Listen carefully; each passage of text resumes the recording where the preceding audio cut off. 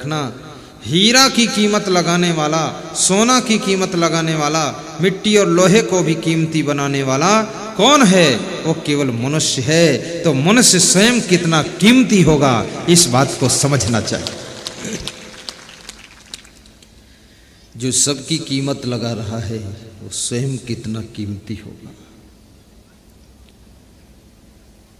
कभी कभी मनुष्य मिट्टी के लिए अपने इस शरीर को खो देता है, कभी कभी चांदी और सोना के लिए लोगों को देखा मैंने बेचैन होकर घूम रहे। सुख की चाबी तुम्हारे पास है, दूसरा कोई तुमको सुख नहीं दे सकता है। दुख की चाबी भी तुम्हारे पास है। सुख दुख की रचना करने वाले तुम स्वयं हो। किसी ने तुमको गाली दे दिया, तुम दुखी हो गए। किसी ने थोड़ा वाह वाह कर दिया, तुम सुखी हो गए। किसी ने सम्मान कर दिया, तुम खुश हो गए। कोई सम्मान करना भूल गया, तुम दुखी हो गए। अगर सुखी होना चाहते हो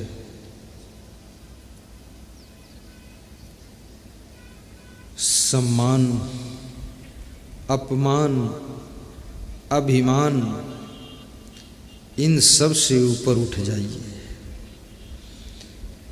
कोई सम्मान करे तो धन्यवाद दे देना, और कोई अपमान करे तो गौर से उसकी ओर देख लेना कि कोई जन्म का बदला ले रहा है, ले लेने तो फाइनल हो जाएगा। कोई अभिमान करे तो गम खा लेना, और कोई तुम्हारा ध्यान ना दे उसकी परवाह ना करना। किसी की गाली आपको घायल ना कर पाए, ऐसी साधना में पहुंच जाना। महात्मा बुद्ध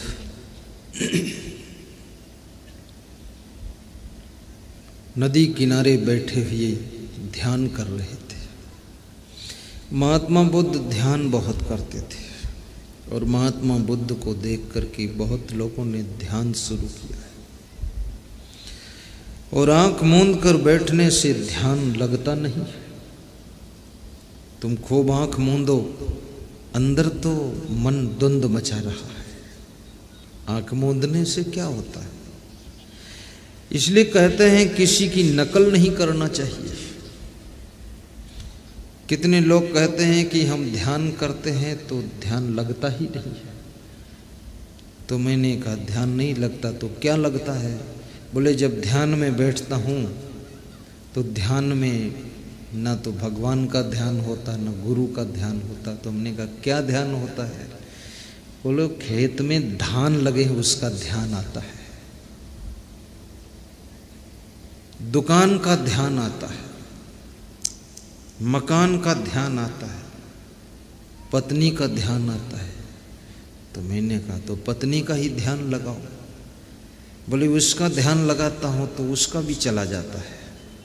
फिर किसी ने मुझे गाली दी तो उसका ध्यान आता है। ध्यान टिकता नहीं है। ध्यान तब तक नहीं लग सकता है जब तक पूर्ण ज्ञान नहीं होगा। ज्ञान पहली सीढ़ी है और ध्यान दूसरी सीढ़ी है। ज्ञान कौन सा ज्ञान? आत्मज्ञान। मैं कौन हूँ, संसार क्या है, शरीर क्या है, मन क्या है, इंद्रियां क्या हैं। यथार्थ ज्ञान। मैं शरीर नहीं हूँ, मैं नर नारी नहीं हूँ, मैं अजर अमर अविनाशी आत्मा हूँ।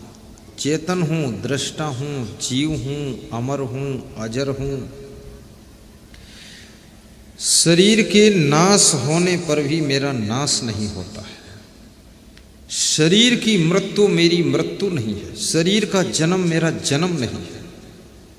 मैं वह परम तत्व हूं जो जन्म से परे है, मरण से परे है, जिसका कभी न जन्म होता है न मरण होता है। उस परम तत्व का नाम आत्मा है और वही मैं हूं। पहला तो ये बोध होना चाहिए। दूसरा, ध्यान क्यों कर रहा हूं, ध्यान का उद्देश्य क्या है। मेरे ध्यान का उद्देश्य अपने मन के भीतर सूक्ष्म से सूक्ष्म जो विकार हैं, दोष हैं, बुराइयां हैं, उनको पकड़ना और दूर करना, ये ध्यान का उद्देश्य। केवल ऐसे बैठ जाओ, ध्यान लग ही नहीं सकता है। कितने लोग ध्यान करते समय सो भी जाते हैं, गर्दन झूल जाती है, लार टपकने लगती है, और कितने लोग तो धड़ाम से लुढ़क कर गिर भी जाते हैं। ध्यान हो रहा है, ये सोना ध्यान नहीं है, ये गर्दन को झूल जाना ध्यान नहीं है, लार टपकाना ध्यान नहीं। और फिर आंख खोलते हैं तो लार चाटते हैं तो कहते हैं ध्यान में आनंद आया है, लार चाट के आनंद ले रहे हैं। ये कौन सा ध्यान है। इसलिए गुरु गोरखनाथ ने बहुत अच्छी बात कही है कि हंसिबा खेलिबा धरिबा ध्यानम। गोरखनाथ कह रहा है कि हंसूंगा खेलूंगा और वही मेरा ध्यान है। और कबीर ने भी बहुत ऊंची बात कही है कि आंख न मूंदो, कान न रूंधो, काया कष्ट न धारो। जब भूख लगेगी तो खाऊंगा, नींद लगेगी तो सोऊंगा, प्यास लगेगी तो पीऊंगा, ठंड लगेगी चादर ओढ़ लूंगा, गर्मी लगेगी पंखा चला लूंगा, ऐसा कबीर कह रहे हैं। काया कष्ट न धारो, भूखा प्यासा नहीं रहूंगा, परेशान नहीं रहूंगा, इस शरीर को संभाल कर रखूंगा, स्वस्थ रहूंगा। और आंख नहीं मूंदूंगा और कान को रूंधूंगा नहीं। आंख न मूंदो, कान न रूंधो, काया कष्ट न धारो, और खुले नयन हंसी हंसी पहचानो, सुंदर रूप निहारो, सुंदर रूप निहारो, सुंदर रूप निहारो। कबीर का इतना गहरा चिंतन है कि कबीर का लोहा पूरे वर्ल्ड में लोग मानते हैं। अमेरिका के एक बहुत बड़े दार्शनिक ने कहा है कि कबीर अगर मेरे अमेरिका का होता तो इसको विश्व में मैं छा देता। और भारत में कबीर हुआ है। भारत के लोग, कुछ ही लोग ऐसे हैं जो कबीर के महत्व को समझ पाए हैं, अन्यथा लोग सोचते हैं, कुछ लोग तो सोचते कबीर मुसलमान थे, कोई सोचता जुलाहे थे, कोई सोचता कबीर साधारण थे, कोई सोचता है कबीर तो हम लोगों के लिए नहीं है। लेकिन याद रखना, जब तुम बाजार में टमाटर खरीदने जाते हो तब कभी नहीं सोचते हो कि मुसलमान के खेत का टमाटर है इसको नहीं लूँगा, ये हिंदू के खेत का टमाटर इसको नहीं लूँगा, ये उसके खेत का है नहीं लूँगा। तुम खेत की तो बात नहीं करते हो, टमाटर की क्वालिटी देखकर टमाटर ले लेते हो और सब्जी बनाकर खा लेते हो। तो कबीर के ज्ञान को देखो, ये काशी में हुए कि हरिद्वार में हुए, उससे कुछ खास लेना देना नहीं। सोना किस खदान में निकला ये तुम कब पता लगाते हो? कभी नहीं। लेकिन सोना सुनार के यहाँ जा करके 1 तोला 2 तोला की जंजीर बनाकर पहन लेते हो, उसको पेमेंट दे देते हो। कबीर तो सोना है, कबीर तो हीरा है, कबीर तो जहरात है, और कबीर को तो हमें स्वीकार करना चाहिए। तो कबीर साहब गौर से समझना, कहते हैं आंख न मूंदो, कान न रूंधो, कान में अंगुली डालकर बैठकर ध्यान करने की जरूरत नहीं है, आंख मूंदने की भी जरूरत नहीं। कबीर कहते हैं खुले नैन हंसी हंस पहचानो, हंसने के लिए कह दिया उन्होंने। दुनिया में हंसना बहुत कठिन है, फंसना बहुत आसान है। और जो फंस गया वो हंस नहीं सकता है। माया में फंस गया, मोह में फंस गया, काम वासना में फंस गया, लोभ में फंस गया, फंसने वाला हंसना भूल जाता है। और आदमी बहुत जगह फंसा है, आदमी तो एक है पर फंसा बहुत जगह है। और आदमी कोई तो बीड़ी में फंसा है,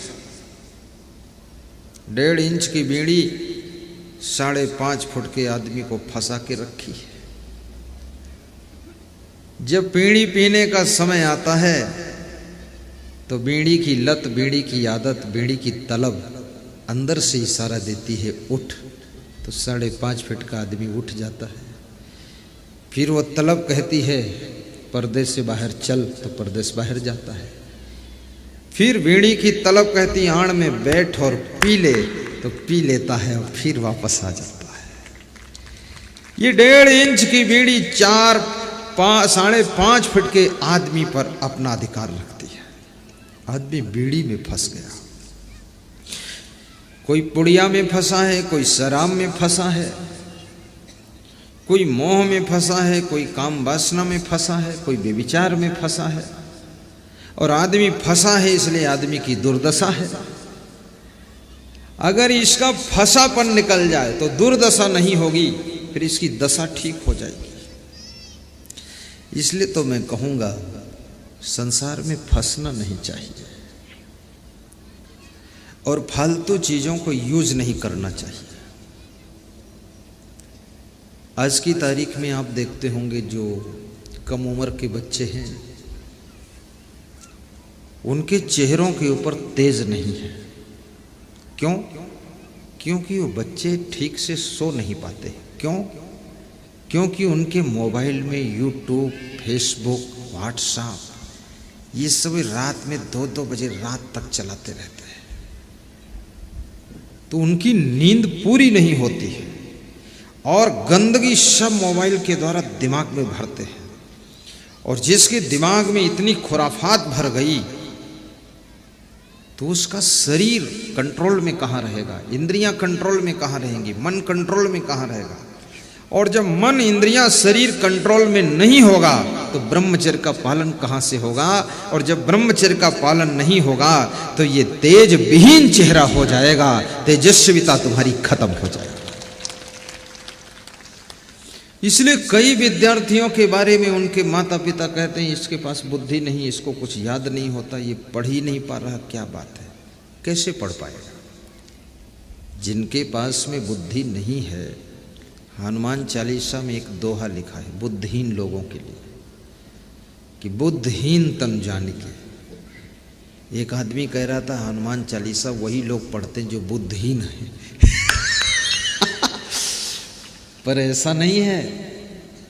बुद्धिहीन तन जानिके सुमिरो पवन कुमार। जिसका शरीर बुद्धिहीन है, बुद्धि कम है, वो पवन कुमार को सुमिरन करे, हनुमान जी का सुमिरन करे, बजरंग बली की याद करे, बजरंग बली का ध्यान करे, बजरंग बली का नाम जपे। बजरंग बजरंग बजरंग बजरंग, मसाला 9 रंग 9 रंग 9 रंग। ये बजरंग बजरंग बार बार कहने से भी कुछ नहीं होगा, हनुमान हनुमान कहने से कुछ नहीं होगा। और हनुमान जी का खूब ध्यान लगाओ, उससे भी कुछ नहीं होगा। कैसे होगा, क्या होगा, कब होगा, अब होगा, तब होगा, जब होगा हम बताएंगे, तब होगा, तैसे होगा। बताता हूं मैं बजरंग बली के ध्यान का अर्थ क्या है। बजरंग बली जैसे शुद्ध शाकाहारी थे, आप भी शाकाहारी बने। हनुमान जी जैसे फल फ्रूट खाते थे, ऐसे फल फ्रूट भी खाइए, सलाद खाइए, टमाटर खाइए। और हनुमान जी जैसे ब्रह्मचारी थे, ऐसे आप ब्रह्मचर्य का पालन करो तो आप बुद्धिहीन रह ही नहीं सकते हो। आपकी बुद्धि विशाल भंडार खुल जाएगा। हनुमान हनुमान का जप करो और ब्रह्मचारी बनने के बजाय बेविचारी बने रहो तो और बुद्धिहीन होते चले जाओगे। हनुमान के सुमिरन का अर्थ है ब्रह्मचर्य का पालन भी होना चाहिए। हनुमान का प्रभाव आपके ऊपर आना चाहिए। राम राम राम राम राम राम करो और दूसरे की सीता चुराओ, काम रावण का करो, तो राम कहने से क्या फायदा? फिर तो मुंह में राम बगल में छुरी, मुंह में अल्लाह हृदय में हल्ला। अभी मैं यहाँ से देख रहा था, एक ट्रक अंडा भर के जा रहा था, तो हमने कहा कितने अंडा में राम जा रहे हैं, और लोग कह रहे हैं कणकण में राम है, तो अंडा में भी तो राम है। अंडा में राम, मुर्गा में राम, बकरा में राम, सब में राम, तो ये मांस मछली कैसे खाओगे? एक तरफ तुम ही कहते हो कि कणकण में राम है, अगर कणकण में राम है तो बकरा मुर्गा में भी राम है। फिर आपको शाकाहारी बनना पड़ेगा, और शाकाहारी जब बनोगे तो हनुमान जी का प्रभाव तुम पर आएगा। ब्रह्मचारी बनोगे तो हनुमान जी का आशीर्वाद आ जाएगा। तो ब्रह्मचर्य का पालन करो। इसलिए बेटियों से और बेटों से मैं कहूँगा, गंदे गंदे यूट्यूब मत देखो। यूट्यूब भी खोलो तो उसमें प्रवचन सुनो।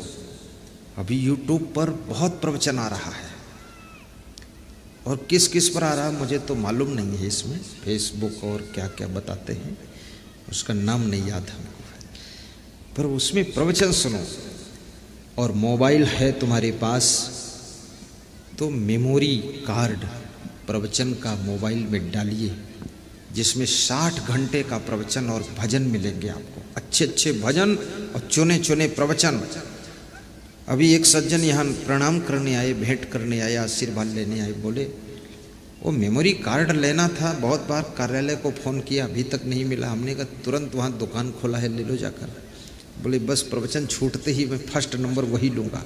सबके मोबाइल में प्रवचन की मेमोरी कार्ड होना चाहिए, और सबके घर में पेन ड्राइव होना चाहिए जिसमें 100 घंटे का प्रवचन है, और सब दुकान पर यहाँ उपलब्ध है। कार्यालय वाले से आने में बहुत टाइम लग जाता है, और टके की बोल 9 टके उड़वाई। पेन ड्राइव जितने का नहीं उससे ज़्यादा खर्चा कोरियर में लग जाए, इधर उधर में लग जाए। हाथों हाथ खरीदो, और अपने जमाई को भी पेन ड्राइव दीजिए, समधी को भी दीजिए, क्योंकि जमाई का बिगड़ना तुम्हारी शांति को भंग कर सकता है। समधी का डिस्टर्ब होना तुम्हारे सुख को नष्ट कर सकता है। बेटी का डिस्टर्ब होना तुम्हारी शांति को भंग कर सकता है, और बेटे का सही रास्ते पर न चलना तुम्हारी चैन खो सकता है। इसलिए आप स्वयं सुधरो, लेकिन बेटा, जमाई, बेटी, साली, साला सब सुधर जाना चाहिए, तभी आपको शांति मिलेगी। अकेले अच्छे होने से शांति मिलने वाली नहीं है। शांति तब मिलेगी जिनसे जिनसे जुड़े हो वो भी ठीक होने चाहिए। आप अपनी जिंदगी में झांक करके देख लीजिए, आप अपने कारण ज़्यादा परेशान नहीं हो, ज़्यादा दुखी नहीं हो। या तो आप बेटे के कारण दुखी ज़्यादा हो, या बेटी के कारण, या बहू के कारण, या साला के कारण, और या जमाई के कारण, ससुर के कारण, समधी के कारण, या बाप के कारण तुम बहुत दुखी हो। तुम्हारे दुख का कारण कोई दूसरा ही बना हुआ है। क्यों? क्योंकि उनसे जिंदगी जुड़ी हुई है। अगर वो बीमार ज्यादा होते हैं तो तुम्हें दुख होता है, दवाई नहीं ठीक से खाते हैं तो दुख होता है, सामान को ठीक से नहीं रखते, रोज तोड़ते फोड़ते तो दुख होता है। मनुष्य के जीवन में एक जंजाल नहीं है, बहुत जंजाल है। तुम बहुत अच्छा सामान खरीद कर लाए हो, खुशी में लाए हो कि हमारा बेटा बहू है, उसके लिए अच्छा गद्दा रजाई ला देते हैं, ला दिया। दूसरे दिन देखा जाकर बहू ने गद्दे पर चाय डाल दिया है, उसमें चाय भरी, तुम्हारा मन दुखी हो गया कि अरे 20,000 का गद्दा, उस पर चाय डाल दिया। तीसरे दिन देखा जाकर तो रजाई पर दाल गिरी पड़ी, तुम्हारे मन में पीड़ा हो गई कि इतना कीमती सामान कितनी मेहनत करके लाया था और ये सब बर्बाद कर रहे हैं। इसलिए सामान को भी केयर करना चाहिए। तो महात्मा बुद्ध ध्यान में बैठे थे नदी के किनारे, और ध्यान करने का स्थान या तो नदी का तट हो या पहाड़ की ऊंचाई हो और या कि एकांत कोई कमरा हो जिसमें खिड़कियां हो, बाहर की हवा आती हो, और या तो गुरु का आश्रम हो या तो शांत मंदिर हो या कोई बगीचा हो या किसी विशाल वृक्ष के नीचे का स्थान हो, वहां ध्यान करना चाहिए। तो नदी के तट पर ध्यान कर रहे थे। तो महात्मा बुद्ध नदी के तट पर ध्यान कर रहे थे। किसी ने आकर के महात्मा बुद्ध के ऊपर थूक दिया और महात्मा बुद्ध को गाली भी दिया। तो महात्मा बुद्ध की आंख खुल गई, ध्यान टूट गया। एक थूकने से भी ध्यान टूट सकता है, गाली सुनकर भी ध्यान टूट सकता है। चिड़िया की आवाज भी तुम्हारे ध्यान को खंडित कर सकती है और मनुष्य की आवाज तुम्हारे ध्यान को विचलित कर सकती है।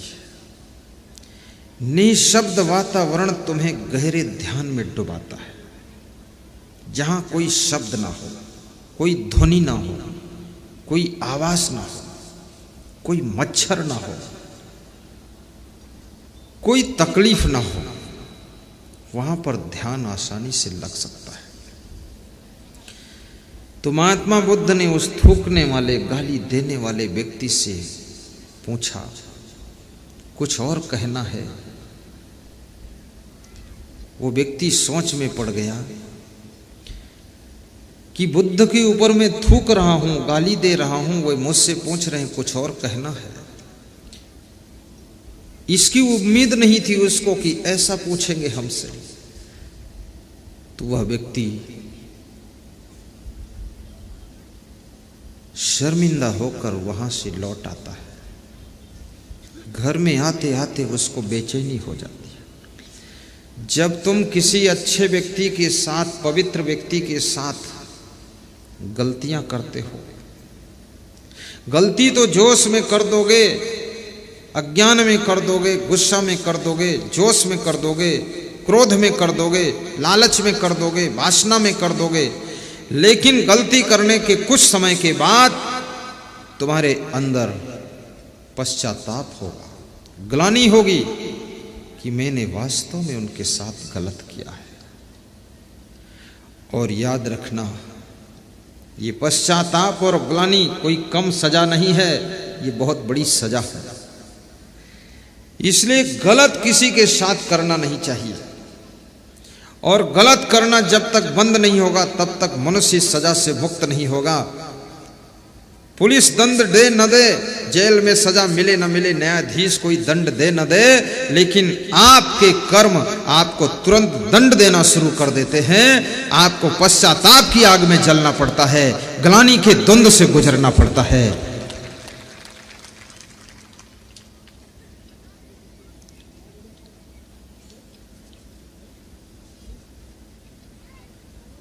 चलना संभल संभल की माया नगर यही है।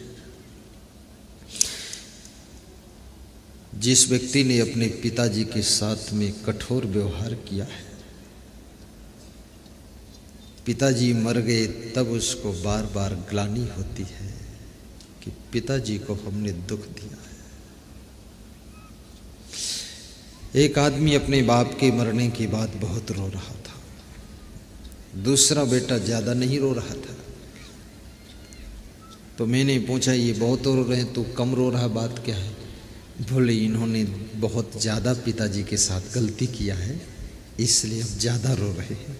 अब मैंने पिताजी के साथ कोई गलती नहीं किया है, पिताजी को बहुत प्रेम से रखा हूँ, इसलिए मैं नहीं रो रहा हूँ ज़्यादा, क्योंकि मैं मेरा कर्तव्य पूरा कर चुका हूँ और इन्होंने कर्तव्य पूरा किया ही नहीं है। पिताजी को नल में पानी नहीं लेने दिया, इन्होंने पिताजी को बहुत दुख दिया है, इसलिए इनको ज़्यादा रोना पड़ रहा है। क्या बात है! जिसके साथ तुम अपराध करते हो उसके मरने के बाद भी तुम्हारा पश्चाताप नहीं मिटता है। अंदर से द्वंद्व चलता रहता है। और इसी को कहते हैं कर्मों का प्रभाव, कर्म दंड है।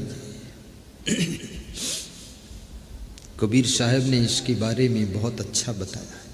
अभी यही कर्म करना तो बहुत बड़ी बात है, कर्म मत करो, केवल मन में गलत करने को सोचो, गलत करो मत, सोच लो, उतने में ही दंड मिलना शुरू। जैसे यहाँ इतने लोग बैठे हैं, इसमें 10 लोगों ने सोचा है कि किसी दूसरे के चप्पल जूता हम पहनेंगे, चुरा लेंगे, दूसरे का पहन लेंगे। अब क्या हुआ,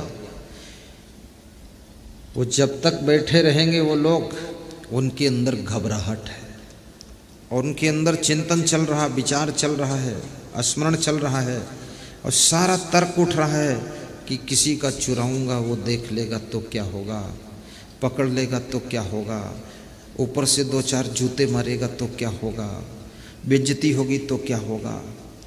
अब सबको सत्संग में शांति मिल रही पर उनको शांति नहीं मिल रही है।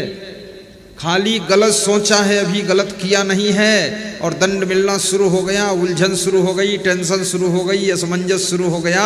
ये कोई कम सजा है? गलत सोचने से ही सजा मिलना शुरू हो जाती है।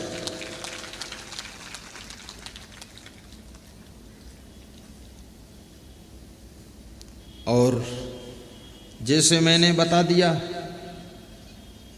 गलत करने वाले को तो सजा मिली, गलत सोचने वाले को मिलना शुरू हो गई। लेकिन आपने सुना कि 10 आदमी चप्पल जूता चुराने आए हैं, तो उनके 10 के गलत भावना का प्रभाव तुम पर आ गया। तुम्हें चिंता ये हो गई कि कहीं मेरा जूता ही ना उठा ले जाए, तो आप तुरंत अपना चप्पल देखते, हाँ मेरा ठीक है, सुरक्षित है, बात खत्म है, तब निश्चिंत होते हैं आप। और जिसने पीछे खोल दिया है, अब वो भी थोड़ा टेंशन में है कि मेरा ही उठ जाएगा तो क्या होगा। अभी तक तुम भूल गए थे, चिंता नहीं थी, फिक्र नहीं थी, टेंशन नहीं थी, लेकिन ये बात मैंने यहां से कहा और तुमको भी थोड़ी चिंता शुरू हो गई। एक आदमी की गलत भावना न जाने कितने लोगों को उलझन में डाल देती है और खुद वो सजा भोगता रहता है। इसको श्री कृष्ण ने कहा है गीता में, नास्ति बुद्धि अयुक्तस्य न चा अयुक्तस्य भावना न चा अभावयतः शांति अशांतस्य कुतः सुखम। ये श्रीमद् भगवत गीता का श्लोक है, व्याख्या कर देता हूं। सीधे बैठो तो व्याख्या कर दो, सीधे हो जाओ। नास्ति बुद्धि अयुक्तस्य, जिसकी बुद्धि युक्त संगत नहीं है, अर्थात जिसके पास में यथा योग्य बुद्धि नहीं है। यथा योग्य, यथा योग्य समझते हो? जैसी जहां पर चाहिए वैसी बुद्धि, उसको यथा योग्य कहते हैं। जैसे यथा योग्य व्यवस्था, जो व्यवस्था जहां पर जैसी चाहिए वैसी व्यवस्था, उसको यथा योग्य कहते हैं। तो जिसके पास में यथा योग्य बुद्धि नहीं है, युक्त संगत बुद्धि नहीं है, अर्थात सरल शब्दों में कहो तो जिसकी बुद्धि में विवेक नहीं है, विवेकहीन बुद्धि। आंख है पर आंख में रोशनी नहीं है, दिखता नहीं है।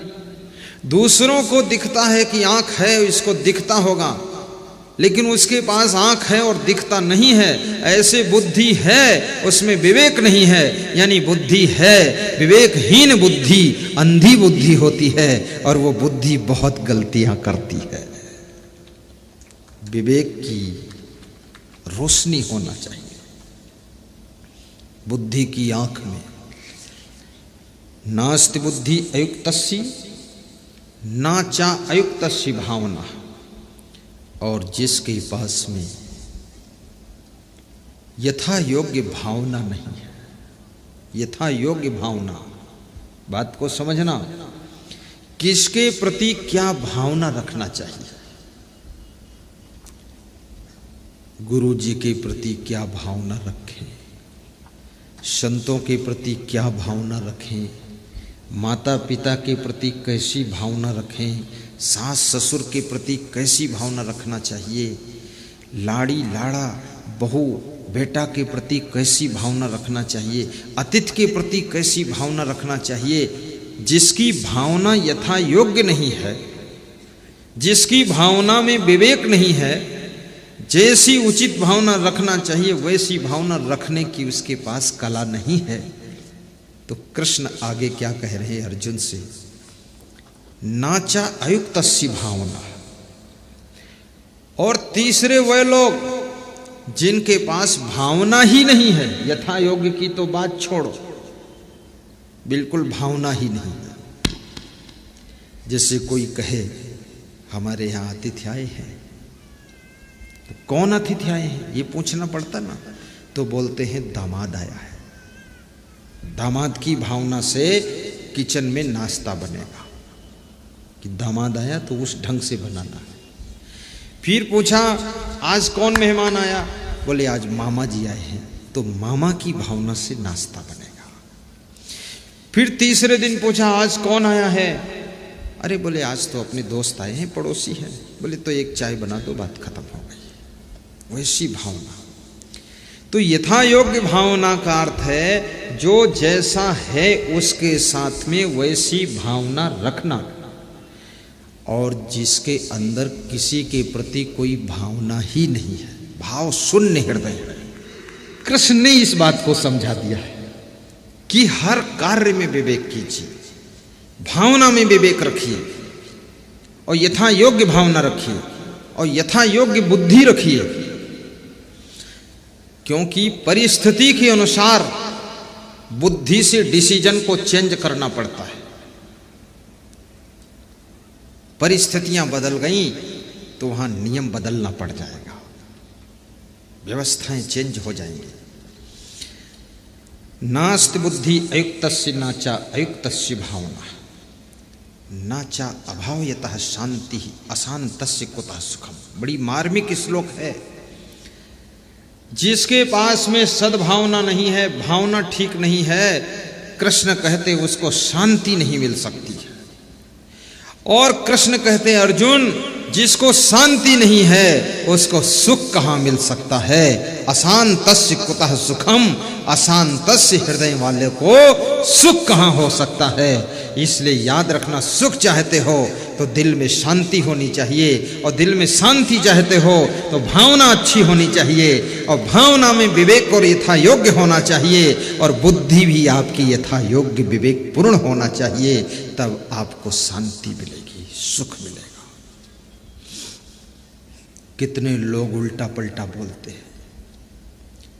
एक स्त्री है, वो जानती है मेरा पति मेरा सुहाग है, मेरा पति मेरा सिंदूर है, चूड़ियां है, पायल की खनकार है, लेकिन ये भी जानती है, सब कुछ जानती है, और पति के कारण ही मैं आज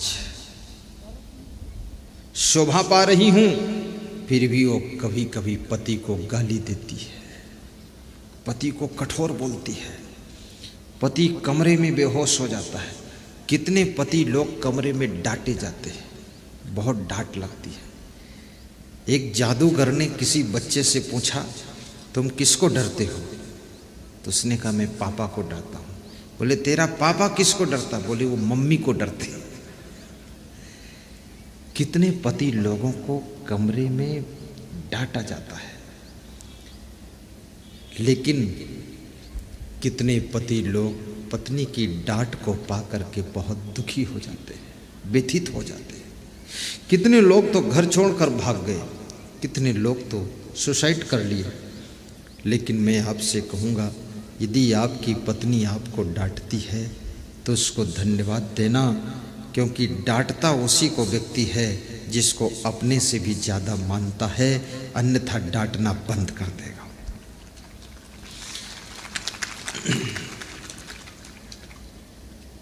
तुमसे जो लोग बहुत प्रेम करते हैं, जो लोग लगाव रखते हैं, जो तुमको अपना समझते हैं, यदि वे तुमको कुछ भी कहना बंद कर दें, बोलना बंद कर दें, डांटना बंद कर दें, फटकारना बंद कर दें, तो ये समझ लेना अब उनके साथ तो रहते हो लेकिन उनके दिल से तुम निकल कर बाहर हो चुके हो, इसलिए अब तुमको उन्होंने सब कुछ कहना बंद कर दिया है।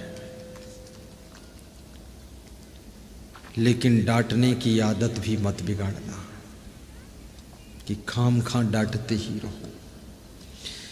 पति की गलती हो या पत्नी की गलती हो, एक दूसरे को क्षमा भी करो, गम भी खाओ, और पति बड़ा होता है उसका सम्मान भी रखो, आदर भी करो।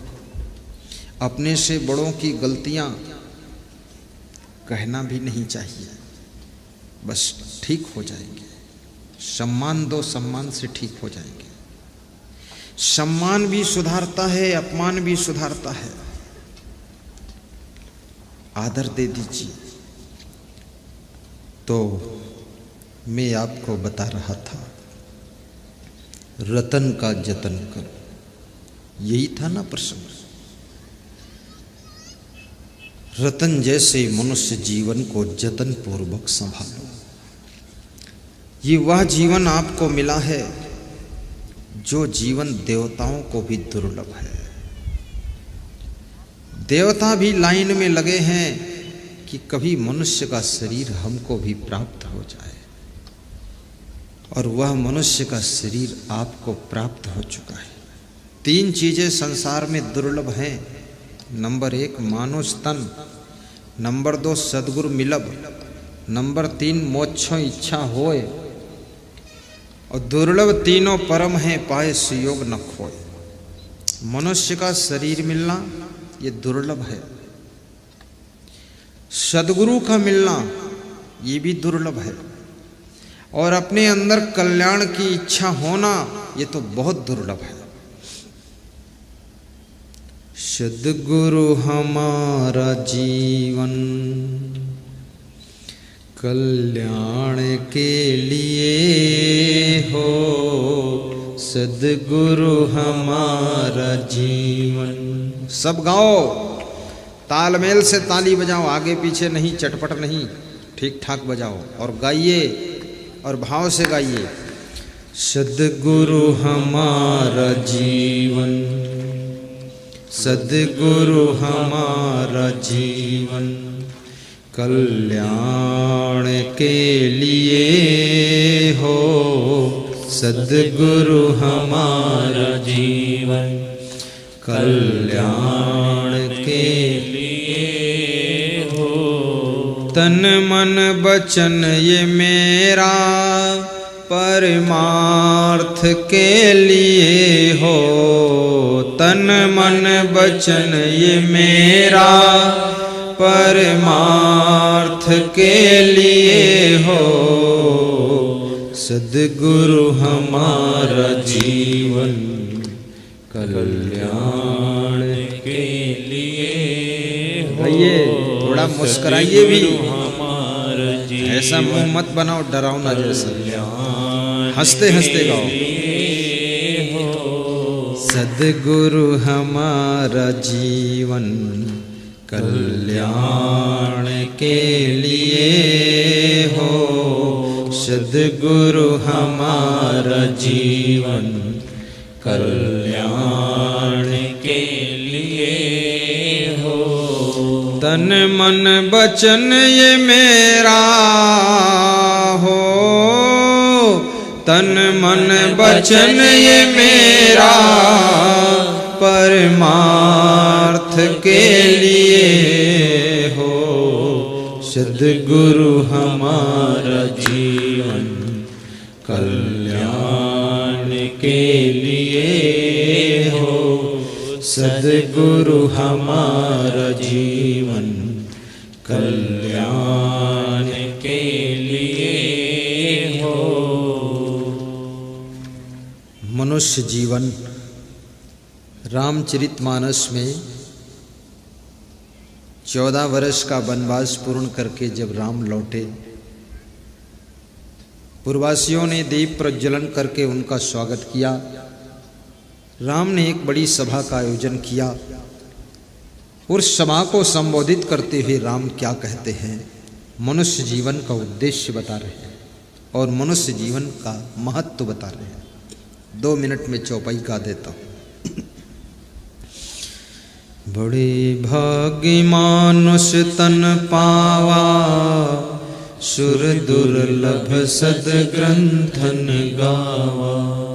साधन धाम मोक्ष कर द्वारा, पाए न जहि परलोक संवारा। जो न तरे भव सागर, नर समाज अस पाए। सो कृत निंदक मंदमती, आत्म हन गति जाए। यही तन कर फल विषय न भाई, स्वर्गहु स्वल्प अंत दुखदाई। यही तन कर फल विषय न भाई, स्वर्गहु स्वल्प अंत दुखदाई। नर तन पाई विषय मन देही, पलट सुधाते विष सठ लेहि। नर तन पाई विषय मन देही, गाओ गाओ। पलट सुधाते विष सठ लेहि। क्या राम क्या कह रहे हैं, बस बड़े भाग्य मानुष तन पावा। राम ये नहीं कह रहे हैं कि बड़े भाग्य हाथी तन पावा। हाथी का शरीर तो बहुत बड़ा होता है। कितने लोग तो प्रार्थना कर रहे हैं भगवान से कि अगली बार मरूं तो हाथी बनकर आऊं। हाथी भी छोटा है तुमसे, मछली भी छोटी है, चिड़िया भी छोटी है, शेर भी छोटा है। अगर सबको अपने बस में करने वाला कोई व्यक्ति है तो उसका नाम मनुष्य है। और मनुष्य अगर कोई है तो वो तुम हो, और तुम सबको बस में कर लेते हो तो मनुष्य कहलाते हो। और जब अपने आप को बस में कर लेते हो तो तुम्हारा उद्धार हो जाता है, उद्धार हो जाता है। अपने को बस में करो। सिंह को भी कटघरे में बंद करने वाला आदमी है, हाथी को अंकुश से कंट्रोल करने वाला आदमी है, हाथी की पीठ पर बैठने वाला आदमी है, घोड़े से डांस कराने वाला आदमी है, घोड़े की पीठ पर दौड़ाने वाला आदमी है, सबको कंट्रोल करता है। और जब ये आदमी अपने आप को कंट्रोल करता है तो याद रखना, ये मानव महामानव बन जाता है, देव मानव बन जाता है। इंसान के भीतर भगवान का रूप प्रकट हो जाता है और ये पूजनीय हो जाता है, वंदनीय हो जाता है। और जब आदमी अपने को कंट्रोल नहीं कर पाता है तब ये निंदनीय हो जाता है। तब इसको लोग कहने लगते ये जानवर से भी गए गुजरे हैं। कहते हैं नहीं कहते हैं? जिस आदमी को रामायण कहती है बड़े भाग्य मानुष तन पावा, उस मनुष्य को संसार के लोग कहते ये तो जानवर से भी गया गुजरा आदमी। और जानवर भी अपनी श्रेणी में गिरे हुए आदमी को बिठाना नहीं चाहते हैं। जानवर भी मना करते हैं कि आदमी को जानवर मत कहना, आदमी को पशु मत कहना। तो किसी ने पूछा क्यों न कहें, तो उसने कहा ये पशुओं से भी घिरा हुआ है, इसको कुछ और कहो, इसको पशु मत कहो। पशु कहोगे तो मेरा अपमान हो जाएगा, हम इससे अच्छे हैं, ये हमसे भी डाउन है, इसको अलग कुछ कहो जाकर। कैसे? आपके खेत में पशु घुस जाएगा, पेट भर खा लेगा, चुपचाप निकल जाएगा। लेकिन आदमी घुस जाएगा, पेट भर खाएगा और गठरी बांध कर तब निकलेगा, और दूसरे दिन 20 लोगों को और लाएगा तो पूरा खेत साफ कर देगा। ये पशुओं से भी खतरनाक है। और पशु कहते हैं कि हम तो नियम का पालन करते हैं। गाय के सामने मांस रख दो, मछली रख दो, अंडा रख दो, गाय कभी नहीं खाएगी, जब खाएगी तो घास भूसा खाएगी। शेर के सामने घास भूसा रख दो, कभी नहीं खाएगा, जब खाएगा मांस खाएगा। लेकिन आदमी इसके सामने जो रख दो उसी का टेस्ट ले लेगा, इसका कोई ठिकाना ही नहीं है। तो पशुओं से भी गिर गया नीचे।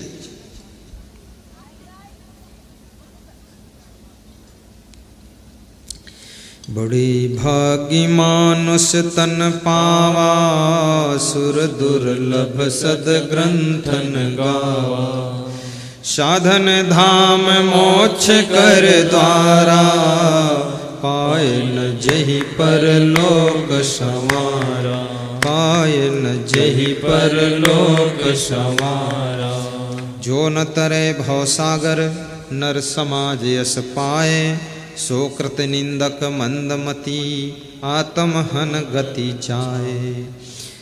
नर तन पाई विषय मन देही, पलट सुधाते बिस सठ लेही। ताली बजाकर। यही तन कर फल विषय न भाई, स्वर्ग हूँ स्वल्प अंत दुखदाई। यही तन कर फल विषय न भाई। जोर से गाओ, मेरे को सहयोग करो।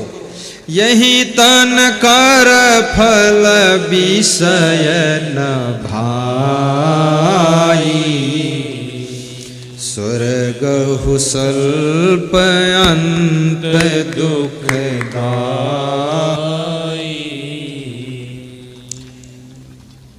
रामचरितमानस क्या कह रही है? इस शरीर का अर्थ विषय भोग करके जिंदगी गुजार देना नहीं है, क्योंकि विषय भोग तो पशु पक्षी कीड़े मकोड़े भी करते हैं, दिन रात करते हैं। और तुम भी विषयों को भोगने में अगर इस अनमोल जिंदगी को गुजार रहे हो, जो मोक्ष के लिए शरीर था, आत्म कल्याण के लिए था, समाज सुधार के लिए था, तन मन वचन जन जन के कल्याण के लिए मिला था, उस शरीर को क्षुद्र भोगों में खर्च कर दिया। ये बुद्धिमानी का सौदा नहीं किया है, ये बहुत घाटे का व्यापार चल रहा है। नर तन पाए विषय मन देही। इसलिए मनुष्य शरीर में मैंने बताया 3 चीजें आत्मा के लिए दुर्लभ हैं।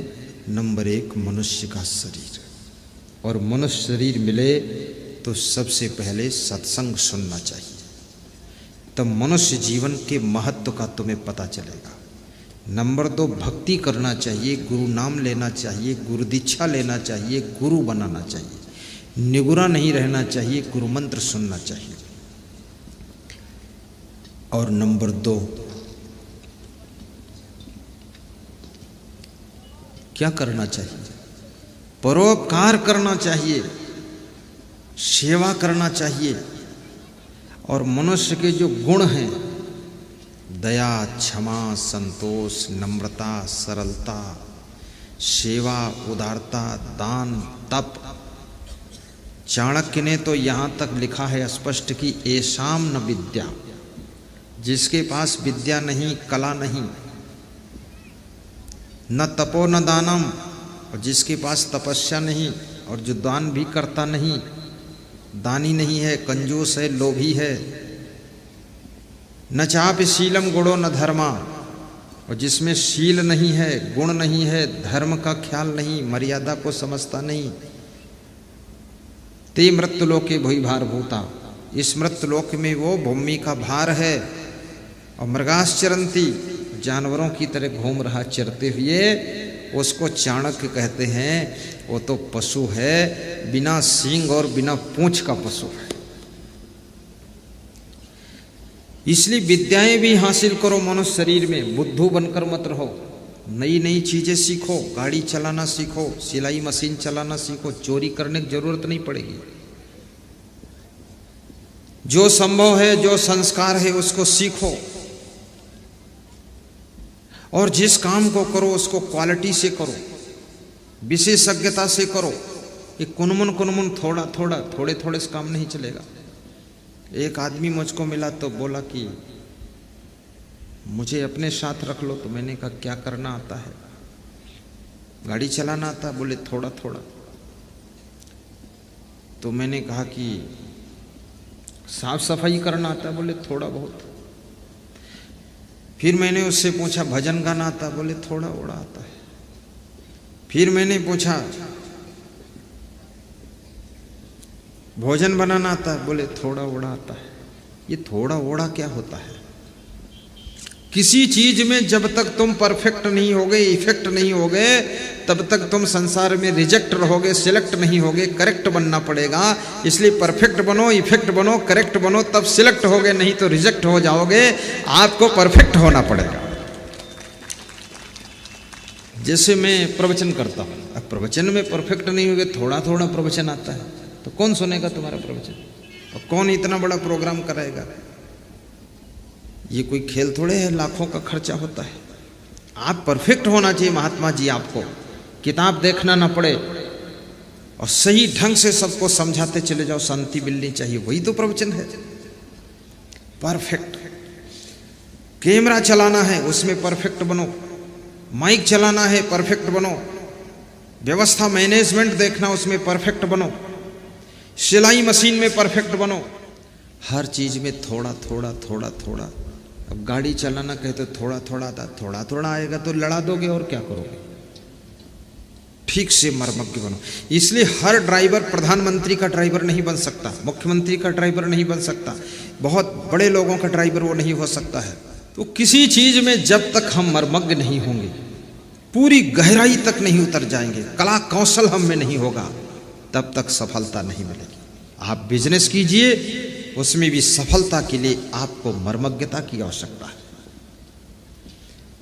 अन्यथा दुकान तो बहुत लोग खोलते हैं, 10 लाख की पूंजी गंवा कर आ जाते हैं। उसकी भी कुशलता सीखो, कैसे चलाना है दुकान। दुकान खोलना है, एक भी वीक पॉइंट आपकी नाव को डुबा सकता है।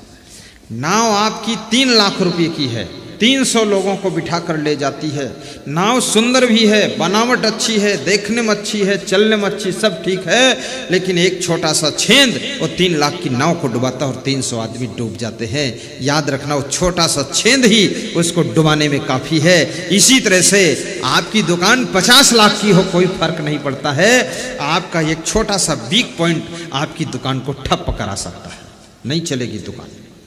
इसलिए दुकान पर बैठो तो ऐसे कपड़े पहनकर बैठो कि कपड़ों के बीच में आपका चेहरा उभर कर आना चाहिए, और चेहरा ऐसे बनाकर बैठो लगता रहे गुलाब खिला हुआ है, मुस्कुराते रहो।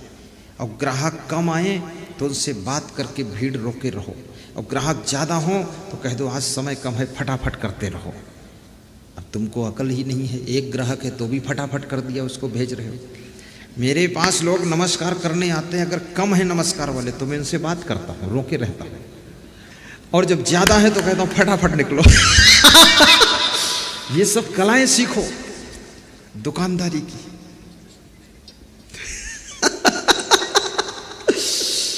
फिर हालचाल नहीं पहुंचता, ज्यादा भीड़ होती है। और दुकानदारी करना है, बिजनेस करना है तो कम से कम 10,000 लोगों के नाम याद करो। नाम याद होना चाहिए, कम से कम 1000 मोबाइल नंबर भी याद होना